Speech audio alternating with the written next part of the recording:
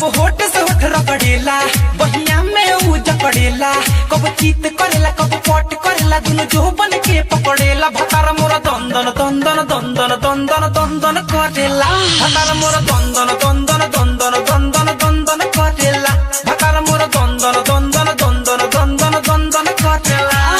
कब होठ से होठ रगड़ेला बहिया में ऊ जकड़ेला कब चीत करेला कब पट करेला दुनु जो बन के पकड़ेला भतार मोरा दंदन दंदन दंदन दंदन दंदन करेला भतार मोरा दंदन